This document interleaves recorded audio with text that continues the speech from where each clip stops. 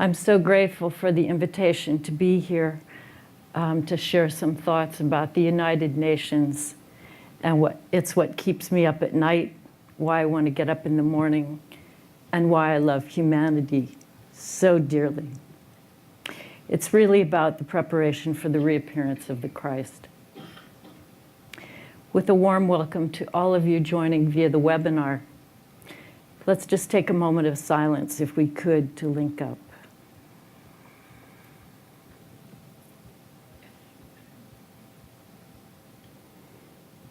Thank you. This is called Initiation by Janash, an artist from Holland. He suggests focusing your eyes directly in the center of the image and says it's like meditating with your eyes open. There's a difference between looking and seeing.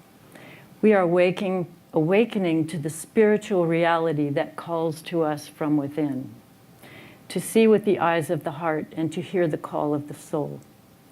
We have a responsibility to heal the planet from the destruction we've wrought, to restore its balance, to reconnect with the web of life. We are the saviors called to transform our world. We have a plan in the UN 2030 Agenda for Sustainable Development, reinforced by the pledge to leave no one behind. I took this photo on my first visit to the United Nations when I was 6. This morning, I'd like to bring up 3 topics: the United Nations, the agenda for transforming our world, and seeing with the eyes of the heart. Woven within and at the heart of these are 3 qualities: dignity, courage, and compassion. The United Nations is considered by many to be a beacon of hope and humanity's most far-sighted and significant undertaking. It represents the fact of our oneness, a reflection perhaps of the highest achievement in consciousness marked by humankind as a whole at this time. In the 1970s, Donald Keyes, former speechwriter for Secretary General U Thant, considered it challenging to discuss spirituality at the UN. Yet he regarded the United Nations as the most spiritual place in the world. He said the UN is the first planetary focus at the human level, where the nerve endings of all of humanity join, where all the qualities, characteristics, attributes, and essences of all human groups merge and blend. Truly the first temple of humanity. This, you know, is the General Assembly. The primary impetus on which the UN was founded was to end war and create a new culture of peace.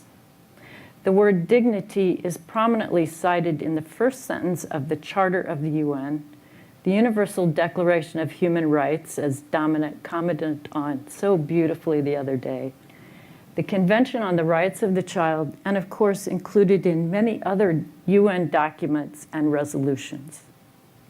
This should give us a clue as to its considerable significance. It bears repeating because it's at the heart of the 2030 Agenda. What is dignity? The concept of dignity is used critically in moral, ethical, legal, and political discussions to express the idea that a being has an innate right to be valued, respected, and to receive ethical treatment.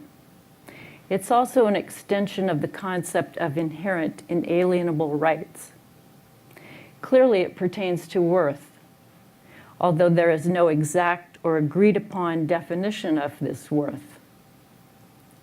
Essential to human dignity is the ability to exert free will. Dignity is irreplaceable and gives value to life. Education enhances dignity. Understanding dignity's moral dimension requires us not only to you get me, but also to actively assist one another in achieving and maintaining a state of well-being for all. as the Sustainable Development Goals, or SDGs, emphasize, leaving no one behind and starting with the most vulnerable first. This is when Pope Francis came in September last year. Human dignity is known both individually and collectively.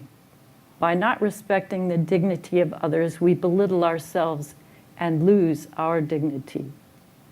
And as we respect and acknowledge the dignity of others, we gain it for ourselves. Inequalities, whether financial, through poverty, gender, or racially related, carry the potential of deeply wounding dignity. Devaluation undermines the dignity of all. We're called on to defend and bring forth our own and others' dignities. Only by doing so can inequalities be rectified and the foundation of this new incoming age of peace be built. Irritation is incompatible with human dignity, and malice is beneath human dignity. These are two pieces by my husband, Art Spellings, entitled State of the Union and Games We Play. They were done in 1993 from a series of targets and cannons. The targets being feminine regarding the shapes and sewing, and the cannons, of course, masculine. What are nuclear weapons, drones, missiles, and guns but implements of our malice? This brings us back to the familiar opening line of the UNESCO Constitution. Since wars begin in the minds of men, it is in the minds of men that the defenses must be constructed. The power of our thought can never be underestimated. Clearly, it is one of our most potent tools as esotericists working in meditation, coupled with mindful speech. The UN complex consists of 4 main buildings: the library on the left of the Secretariat, which is the tall building, the conference building by the river, which houses the Security Council, the ECOSOC chamber, trusteeship council chamber, etc. And on the far right is the General Assembly. By the way, this land is not US territory, it's international land. And this is where my mind goes when we say the great invocation, from the center which we call the human race, let the plan of love and light work out. It's said the UN is overshadowed by the avatar of synthesis, and in meditation we envision it infused with the love of the hierarchy and the Christ. Marking its 70th birthday last year, the UN was created in 1945 after the war with the principal aim to prevent future wars, essentially to bring about the culture of peace. That was the same year the Great Invocation was given out. Is it successful? A few years ago, statistics showed that although new wars had been fewer, recurring wars were the primary problem, especially when people's needs were not met, like poverty, hunger, unemployment, etc. And if this was not the case before the war began, usually it is much worse afterwards. This is obvious in the current refugee crisis.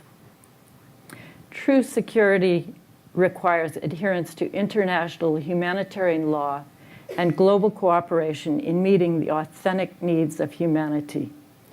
True security is found in the practical application of compassion.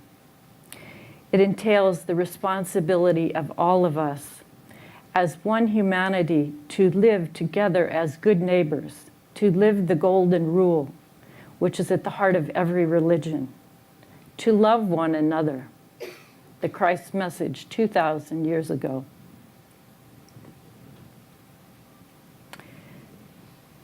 Regarding the UN, the Tibetan says, if during the next 150 years we develop this technique of bridging the many cleavages found in the human family and in offsetting the racial hatreds and separative attitudes of nations and people, we shall have succeeded in implementing a world in which war will be impossible and humanity will be realizing itself as one human family and not as a fighting aggregate, of many nations and people.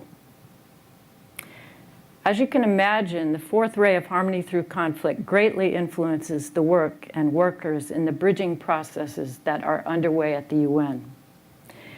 The preamble to the Charter begins, "We the peoples, collectively, all of us, every human being from the 193 nations, we are the UN."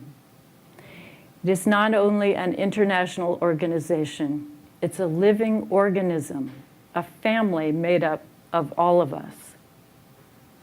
Therefore, for the UN to be successful, we must all participate, take the responsibility which is ours to help in meeting our collective goals. This has never been more apparent than now. We are in a time of immense challenges, and that's an understatement. War has been the result of an emphasis upon a material culture, and we've forgotten we belong to each other.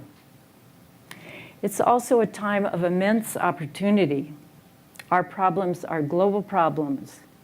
However, the solutions begin locally with us.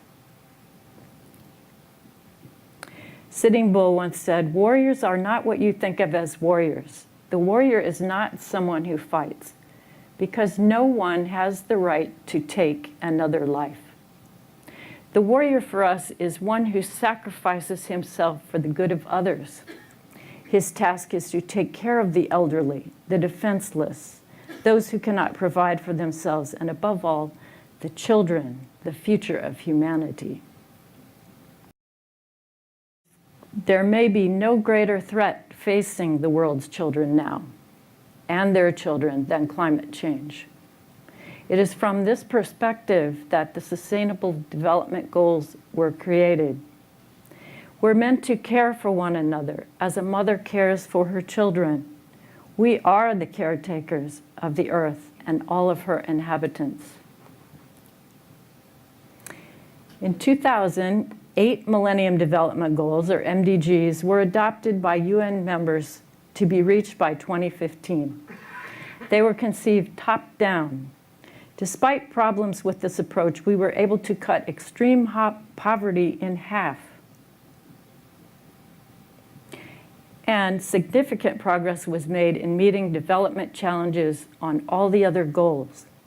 But progress was uneven. As 2015 grew closer, it was apparent we couldn't quit. After all, we were halfway there. The Transforming Our World 2030 Agenda for Sustainable Development, referred to as the 2030 Agenda, the goals, or the SDGs, was conceived from a bottoms-up approach over the course of several years after examining what worked and what didn't. I call it an all-around approach because climate, the environment, and all of the lower kingdoms are being meticulously included. The framework for the SDGs goes far beyond the MDGs in scope. In addition to development priorities, it presents a wide range of economic, social, and environmental objectives too, with the promise of more peaceful and inclusive societies. These goals are viewed as a practical, realistic route to human security. This piece is titled "The Visionary." The idea is to catch a flying bullet in our teeth, one has to think ahead.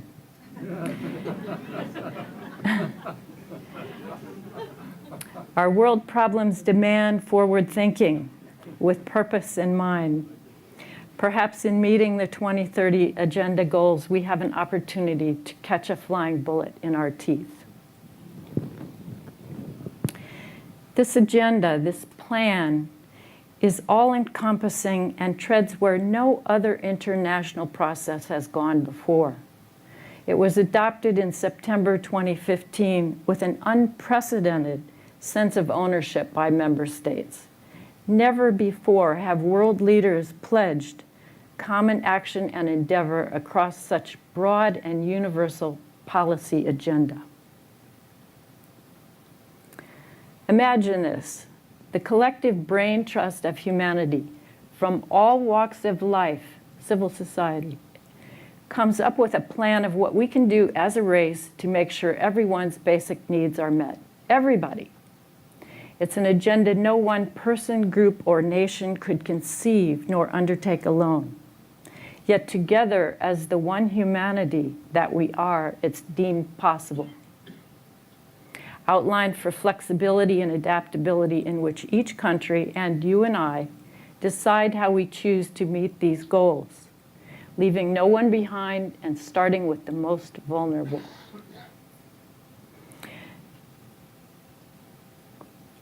It's also not bound by law.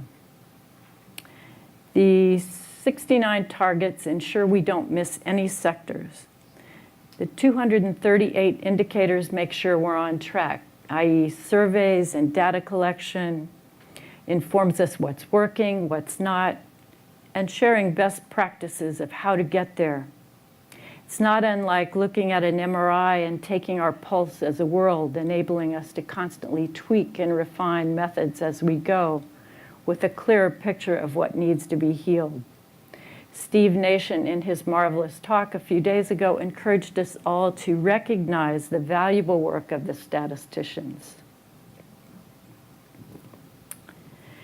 The process is transparent, inclusive, requires collaboration, communication, and coordination. Is it perfect? No. The UN Environmental Program estimates that if the worldwide military budget were reduced by 5%, there would be enough money to pay for the SDGs. For example, by cutting 8 days of military spending, $39 billion could give all children universal education. That's 12 years of free education. Yeah. Importantly, the agenda is deemed logistically possible. It was designed for success, founded on goodwill and motivated by compassion. It requires the spiritual will of all of us. It's only impossible until it's done. May we all do our part.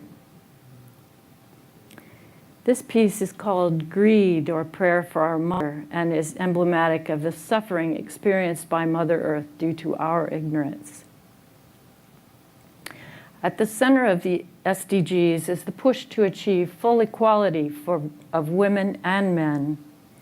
It's been said that a measure of civilization is how it treats its most vulnerable.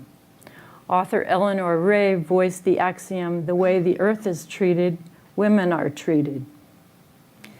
It becomes extremely clear that enhancing and reclaiming the feminine principle provides the key element to the dialogue that must take place among us if the real and immediate needs of the world, particularly of the environmental crisis, are to be addressed.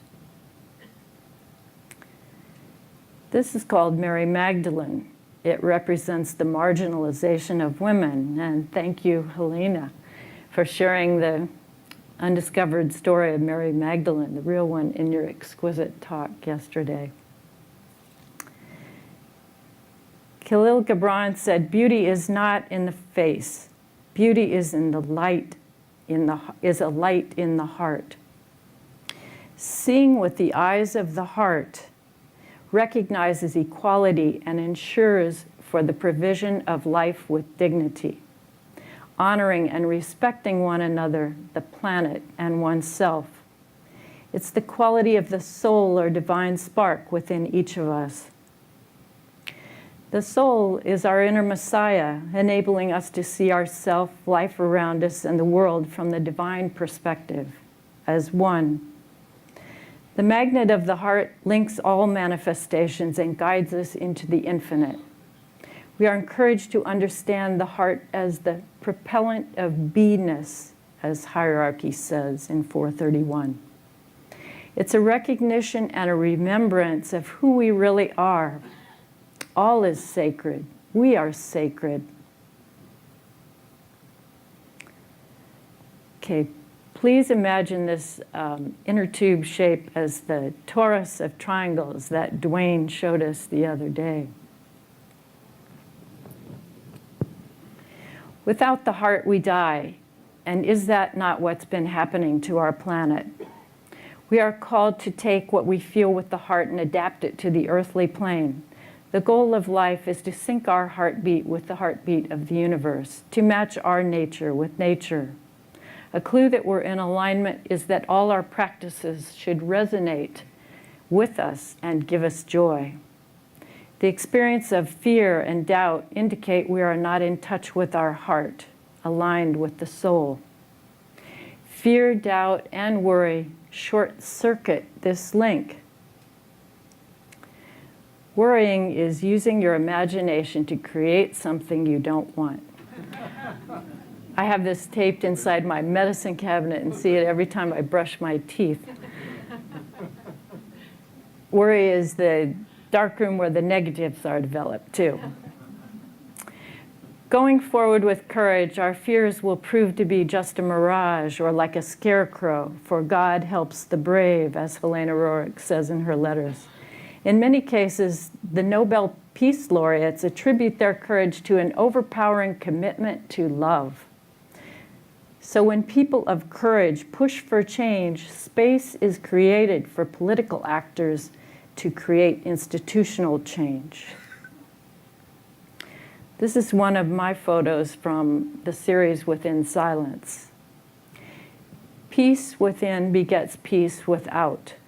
Meditation and working in cooperation with the spiritual and Deva kingdoms accelerate the process of achieving the peaceful world we envision and are meant to co-create together.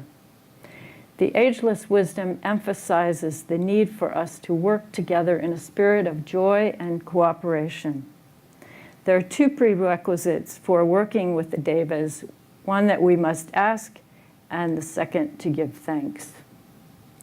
A wonderful example of this is the Ask project hosted by Tuya, Michael, and Brett on Makara.us, asking help for humanity and giving support to every country. It is a web-based initiative invoking the soul of the many nations and their citizens. I highly recommend it.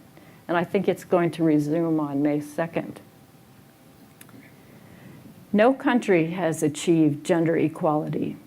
According to UN Women, at the current pace we're going, it will take more than 80 years to achieve gender parity in economic participation and 50 years to reach it in parliamentary representation.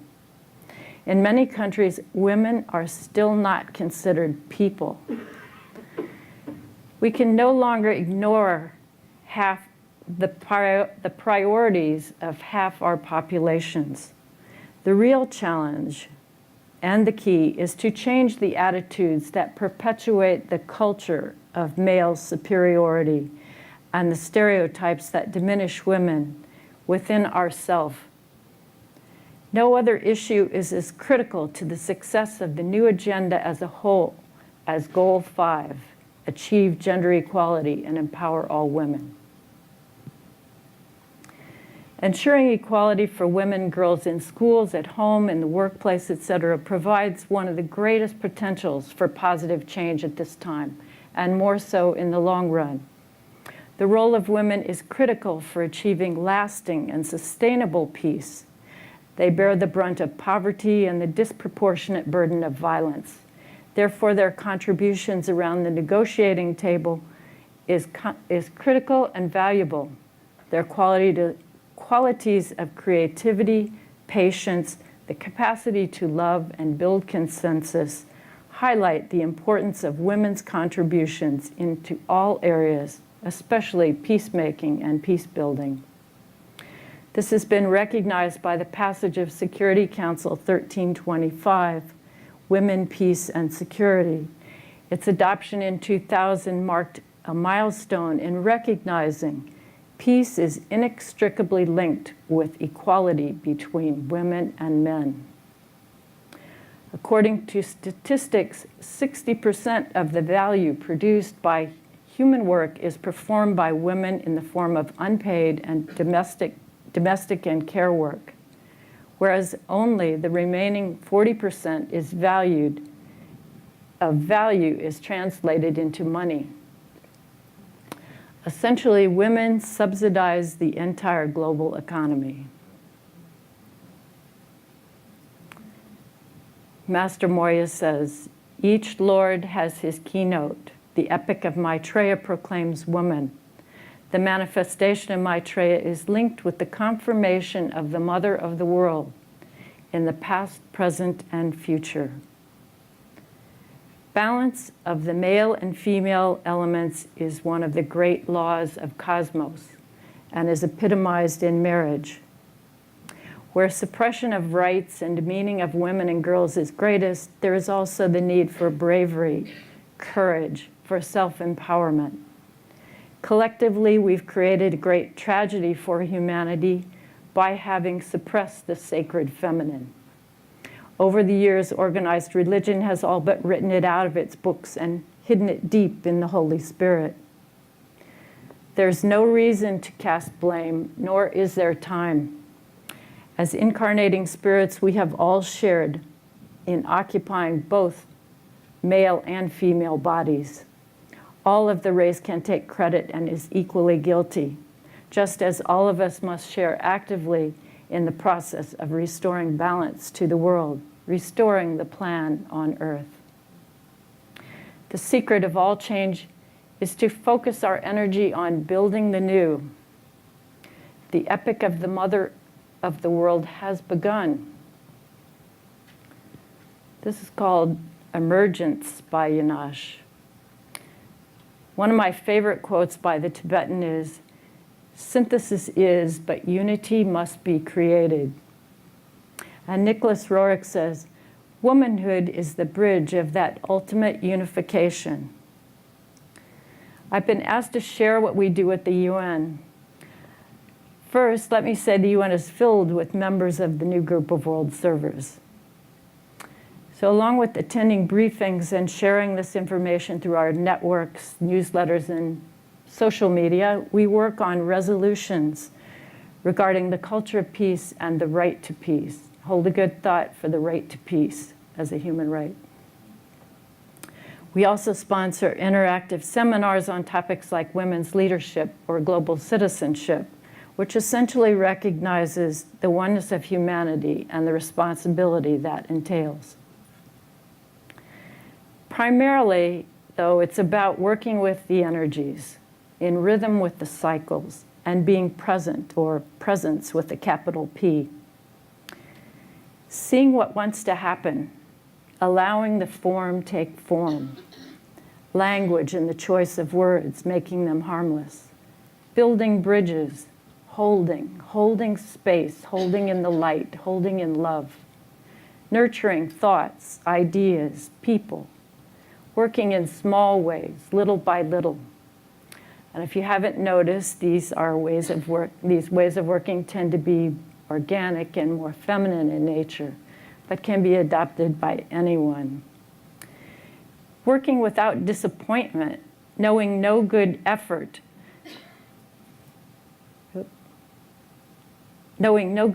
or intention is ever lost. The patience to manifest thought forms, if it's meant to be. We work with invocation and gratitude, using group centers to create alignment in meetings and lectures. And of course, we meditate.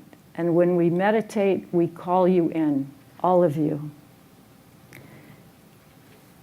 So these are 2 meditation initiatives in which everyone's invited and encouraged to participate, if you like. Subjectively, for the Spiritual Caucus, unless you're in New York City, we meet in silence for half an hour. And via webinar for the Aquarian Age community full moons, which the focus is the spiritual work of the UN and the liberation of humanity. Working together, we can strengthen and support these new incoming energies, firing the entire world with a radiance and a spirit of relationship. Your support is welcomed, it's essential, and it's deeply appreciated.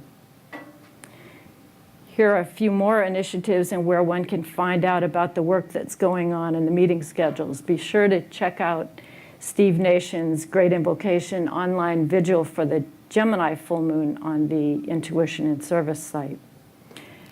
And also I want to suggest you could use these as seed thoughts. These are the SDGs in your meditation. And if you want one of these, they're available in the bookstore, or I have a few.